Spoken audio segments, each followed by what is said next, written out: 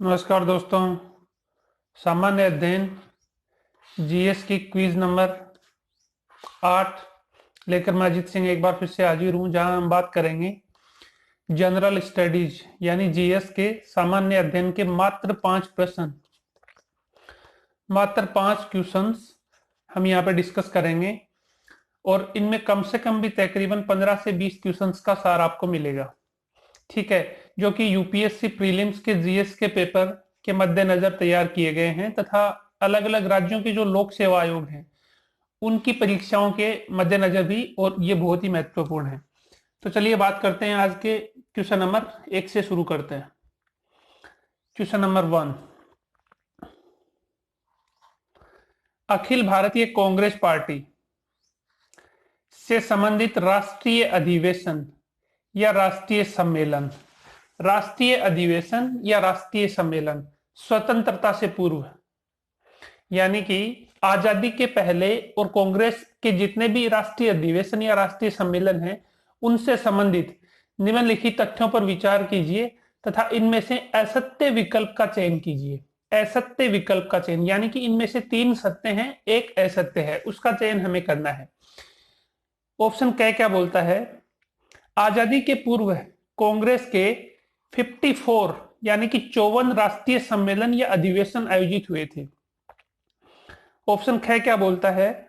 इनमें से 3 सम्मेलनों की अध्यक्षता महिलाओं द्वारा की गई थी। 3 सम्मेलनों की अध्यक्षता महिलाओं द्वारा की गई थी। ऑप्शन नंबर क्या बोलता है? महात्मा गांधी द्वारा केवल एक ही सम्मेलन की अध्यक्षता की गई थी। ऑप्शन नंबर बोलता है आजादी के बाद सर्वप्रथम सम्मेलन नई दिल्ली में आयोजित किया गया था। ये 4 विकल्प है। अभी बात करते हैं, डिस्कस करते हैं अलग अलग विकल्प के बारे में। तो देखिए, सबसे पहले विकल्प क्या है? आजादी के पूर्व कांग्रेस के 54 राष्ट्रीय सम्मेलन या अधिवेशन आयोजित हुए थे। देखिए, हम सभी जानते हैं कांग्रेस की स्थापना हुई थी 1885 यानी कि 1885 में एओ ह्यूम द्वारा इसकी स्थापना की गई थी। एओ ह्यूम जो कि एक ब्रिटिश थे, उन्होंने इसकी स्थापना की। उसके बाद में इसका पहला सम्मेलन जो है वो भी 1885 में और फर्स्ट सम्मेलन और इसका आयोजित हुआ था, जिसके अध्यक्ष थे योमेश चंद्र बनर्जी। योमेश चंद्र बनर्जी। ठीक है। आजादी से पहले 1885 में इसका पहला सम्मेलन और 1946 में इसका अंतिम, आजादी के पहले और 54वां सम्मेलन, अंतिम आजादी से पहले अंतिम तथा 54वां सम्मेलन और इसका मेरठ में आयोजित हुआ था। मेरठ में, जिसकी अध्यक्षता की थी जेबी कृपलानी ने। जेबी कृपलानी। हमने क्या कहा? 1885 में स्थापना हुई, स्थापना के साथ ही इसका 1885 में ही पहला सम्मेलन आयोजित हुआ, जिसकी अध्यक्षता की योमेश चंद्र बनर्जी ने। 1946 में आजादी के पहले इसका अंतिम सम्मेलन आयोजित हुआ, जो कि 54वां सम्मेलन था, जो कि मेरठ में आयोजित हुआ, जिसकी अध्यक्षता की जेबी कृपलानी ने। इस प्रकार आजादी के पहले कांग्रेस के कुल 54 राष्ट्रीय सम्मेलन या अधिवेशन आयोजित हुए थे। ये ऑप्शन क्या बिल्कुल राइट आंसर है, बिल्कुल राइट विकल्प है। ठीक है, ये असत्य नहीं है, ये बिल्कुल सत्य है। आगे बढ़ते हैं अगले ऑप्शन पर। इनमें से 3 सम्मेलनों की अध्यक्षता महिलाओं द्वारा की गई थी। देखिए, हम सभी जानते हैं कि कांग्रेस की प्रथम महिला अध्यक्ष जो थी वो एनी बेसेंट थी।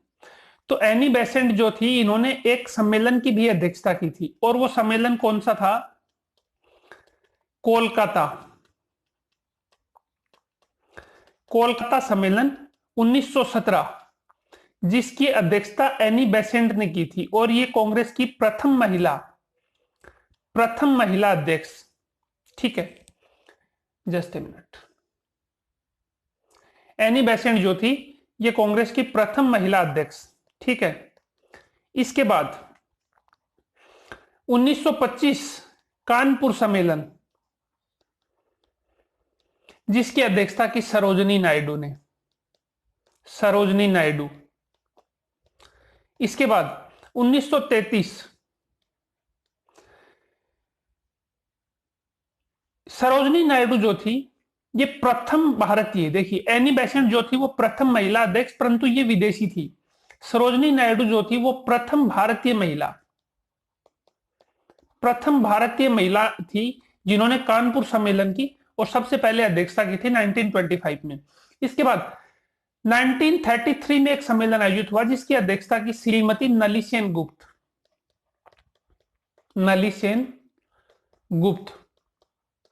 ये नलिसेन गुप्त जो थी ये द्वितीय भारतीय महिला तथा तीसरी और महिला अध्यक्ष थी। इस प्रकार एनी बेसेंट, सरोजनी नायडू तथा श्रीमती नलिसेन गुप्त, ये तीनों मिलाकर ऑप्शन ख भी बिल्कुल राइट है, बिल्कुल सत्य है, यानी इनमें से 3 सम्मेलनों की अध्यक्षता महिलाओं द्वारा की गई थी। यह भी बिल्कुल सही है। बात करते हैं ऑप्शन नंबर ग की। महात्मा गांधी द्वारा केवल एक ही सम्मेलन की अध्यक्षता की गई थी, बिल्कुल राइट है। देखिए महात्मा गांधी जो थे इन्होंने 1924 बेलगाम अधिवेशन, जो कि कर्नाटक में पड़ता है, बेलगाम अधिवेशन जो है 1924 में, इसकी अध्यक्षता की थी महात्मा गांधी ने। और महात्मा गांधी ने केवल और केवल एक ही सम्मेलन की अध्यक्षता की जो कि बेलगाम अधिवेशन था 1924 में। तो ऑप्शन घ भी बिल्कुल राइट है, यानी कि सत्य है। ऑप्शन घ, आजादी के बाद सर्वप्रथम नई दिल्ली में सम्मेलन आयोजित किया गया था। आजादी के बाद, देखिए ये जितने भी हैं 54 सम्मेलन, ये आजादी के पहले हैं। तो ऑप्शन घ क्या बोलता है, आजादी के बाद सर्वप्रथम सम्मेलन नई दिल्ली में आयोजित किया गया था। देखिए आजादी के बाद जो कांग्रेस का सबसे पहला सम्मेलन था वो जयपुर में आयोजित हुआ था। 1948 में, जिसकी अध्यक्षता की थी पट्टाभी सीतारमैया। ठीक है, 1948 में हम जानते हैं प्रसिद्ध जेवीपी समिति भी बनी थी, जिसमें भी पट्टाभी सीतारमैया जो थे, जवाहरलाल नेहरू, वल्लभ भाई पटेल और पट्टाभी सीतारमैया, ये तीनों सदस्य थे जेवीपी समिति। इसके हम बाद में अगले क्वेश्चन में चर्चा करेंगे। तो 1948 में आजादी के बाद सबसे पहला सम्मेलन जयपुर में आयोजित हुआ था, जिसकी अध्यक्षता की थी पट्टाभी सीतारमैया ने। तो ऑप्शन घ यहाँ पे बिल्कुल राइट आंसर हो जाएगा, यानी कि ये गलत है। आजादी के बाद सर्वप्रथम सम्मेलन नई दिल्ली में आयोजित ना होकर जयपुर में आयोजित हुआ था। इसलिए इस क्वेश्चन का जो राइट आंसर है वो होगा ऑप्शन घ, जो कि असत्य है। ठीक है, आगे बढ़ते हैं अगले क्वेश्चन पर। Question number 2। क्वेश्चन नंबर 2 क्या बोलता है,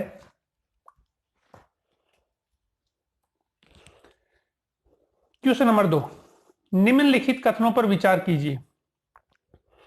कथन ए क्या बोलता है, मानव शरीर में कुल हड्डियों की संख्या 206 होती है।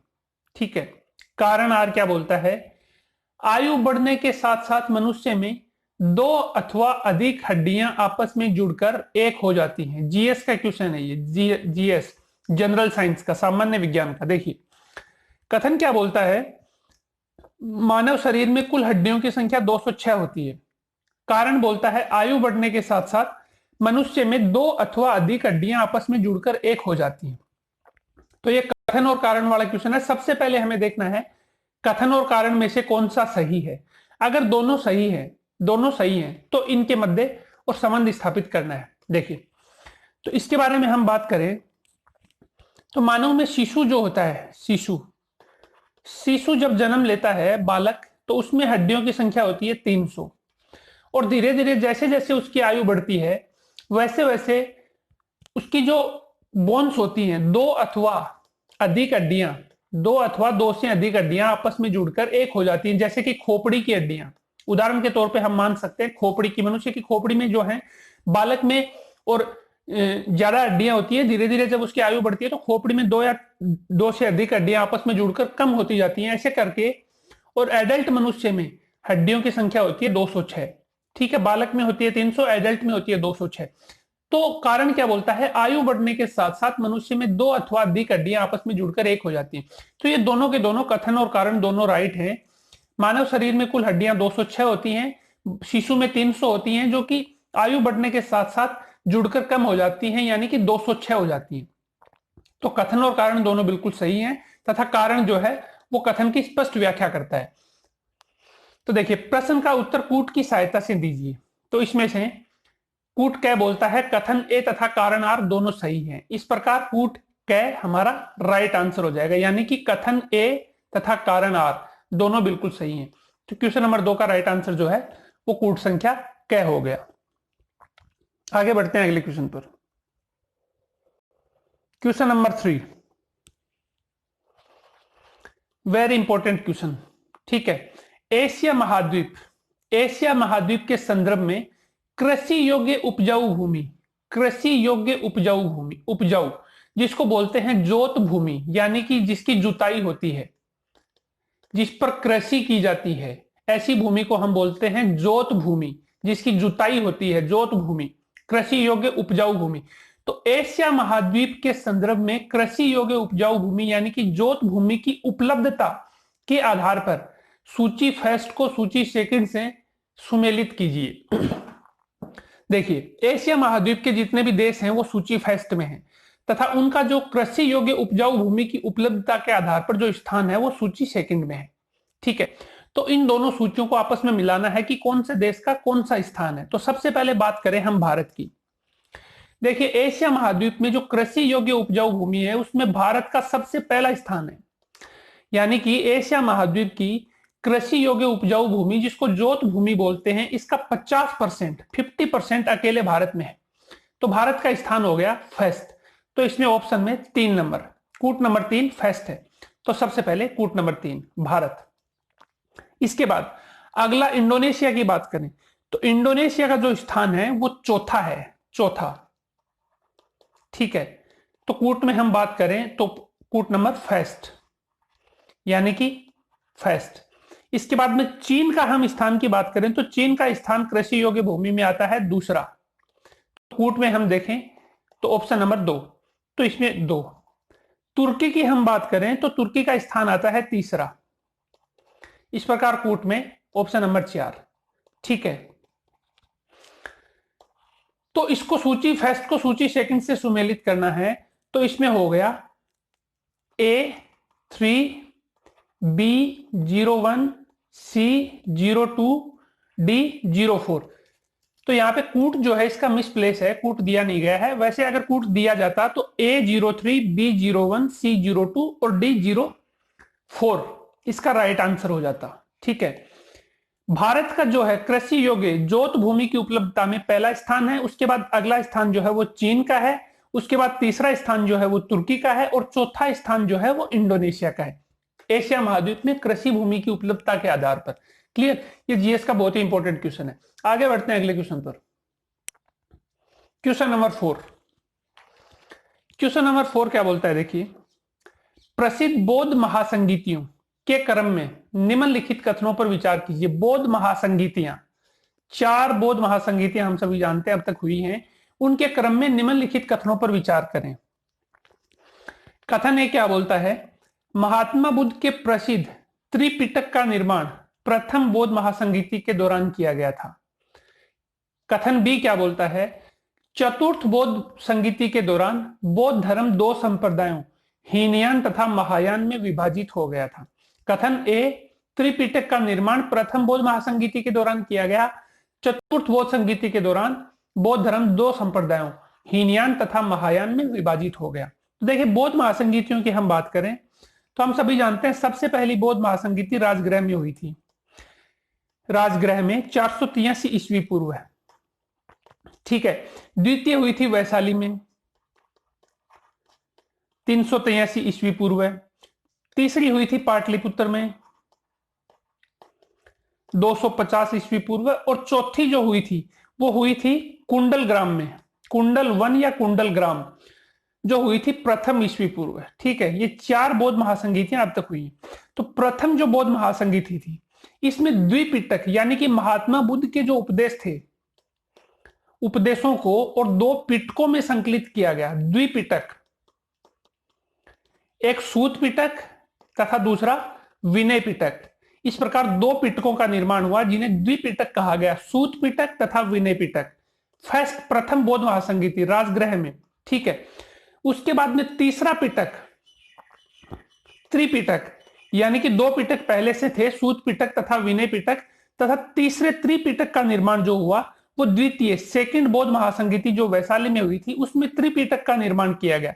तीसरा जो पिटक है वो अभिधम पिटक, अभिधम पिटक जो है वो द्वितीय बौद्ध महासंगीति वैशाली के दौरान, और इन द्विपिटकों में एक और पिटक जोड़ा गया, इस प्रकार इनको त्रिपिटक बोला गया। सूत पिटक, विनय पिटक तथा अभिधम पिटक, त्रिपिटक। तो कथन ए बिल्कुल गलत है। त्रिपिटक का निर्माण प्रथम बौद्ध महासंगीति के दौरान, ये गलत है। द्विपिटक का निर्माण प्रथम बौद्ध महासंगीति तथा त्रिपिटक का निर्माण सेकंड बौद्ध महासंगीति वैशाली के दौरान हुआ था। कथन ए बिल्कुल गलत है। कथन बी की बात करें तो चतुर्थ बौद्ध संगीति के दौरान बौद्ध धर्म दो संप्रदायों कुंडल ग्राम में, और जो चतुर्थ बौद्ध महासंगीति हुई थी, चतुर्थ प्रथम ईस्वी पूर्व, उसमें और बौद्ध धर्म को जो है दो संप्रदायों हीनयान तथा महायान, जैसे कि जैन धर्म के दो संप्रदाय हैं श्वेतांबर दिगंबर, उसी प्रकार बौद्ध धर्म को भी दो संप्रदायों हीनयान तथा महायान, इन दो संप्रदायों में बांटा गया चौथी बौद्ध महासंगीति के दौरान। तो कथन बी बिल्कुल राइट है। इस प्रकार कूट की सहायता से इनका जो राइट आंसर है वो केवल कथन ए सही है तथा कथन बी गलत है, ये नहीं होगा। केवल कथन बी सही है तथा कथन ए गलत है। ऑप्शन ख जो है वो बिल्कुल राइट आंसर हो जाएगा, यानी कि केवल कथन बी है वो सही है, कथन ए गलत है। क्लियर? इसकी व्याख्या हमने कर दी। आगे बढ़ते हैं अगले क्वेश्चन पर। क्वेश्चन नंबर 5 देखिए, जीएस का बहुत ज्यादा इंपॉर्टेंट क्वेश्चन है। प्रसिद्ध सिंधु घाटी सभ्यता से संबंधित, सिंधु घाटी सभ्यता से संबंधित निम्नलिखित कथनों पर विचार करें। कथन ए, बनवाली जो कि सिंधु घाटी सभ्यता का एक मुख्य शहर है जो कि हिसार हरियाणा में स्थित है। बनवाली हरियाणा को समृद्धों या अमीरों के शहर की संज्ञा दी जाती है। अमीरों का शहर बनवाली। कारण आर क्या बोलता है? बनवाली में घरों में वाश बेसिन के साक्ष्य प्राप्त हुए हैं। ठीक है, प्रश्न का उत्तर जो है इस कूट की सहायता से देना है। बनवाली हरियाणा को समृद्धों का शहर की संज्ञा दी जाती है। देखिए, बनवाली जो है वो सिंधु घाटी सभ्यता का एक बहुत ही इंपॉर्टेंट स्थल है जो कि हिसार हरियाणा में स्थित है। बनवाली, इसका जो उपनाम है वो बगवाली भी बोलते हैं इसको, बगवाली, बनवाली या फिर बगवाली भी बोलकर इसको संबोधित करते हैं, जो कि हिसार हरियाणा में स्थित है। क्लियर? इसकी खोज जो है वो आर.एस. बिष्ट, रविंद्र सिंह बिष्ट, आर.एस. बिष्ट के द्वारा, और इसकी खोज की गई थी 1973 में, 1973, जस्ट ए मिनट, 1973 में आर.एस. बिष्ट के द्वारा बनवाली की खोज की गई थी। इसे अमीरों के शहर की संज्ञा दी जाती है। बिल्कुल राइट है। बनवाली हरियाणा को जो है अमीरों के शहर के नाम से बोला जाता है। क्यों? क्योंकि बनवाली में घरों से वाश बेसिन यानी कि हाथ धोने के लिए और वाश बेसिन के साक्ष्य प्राप्त हुए हैं। ठीक है, इस प्रकार कारण आर भी बिल्कुल राइट है। बनवाली में घरों में, और इसी वजह से वाश बेसिन के साक्ष्य प्राप्त होने की वजह से और बनवाली को जो है अमीरों के शहर की संज्ञा दी जाती है। ठीक है, तो कथन ए तथा कारण आर दोनों सही हैं तथा कारण आर जो है वो कथन ए की स्पष्ट व्याख्या भी प्रस्तुत करता है, क्योंकि वाश बेसिन के साक्ष्य प्राप्त होने की वजह से इसको अमीरों के शहर की संज्ञा दी जाती है। इस प्रकार कूट के माध्यम से देखें तो कूट संख्या क्या बोलता है? कथन ए तथा कारण आर दोनों गलत हैं। ख बोलता है कथन ए गलत है परंतु कारण आर सही है।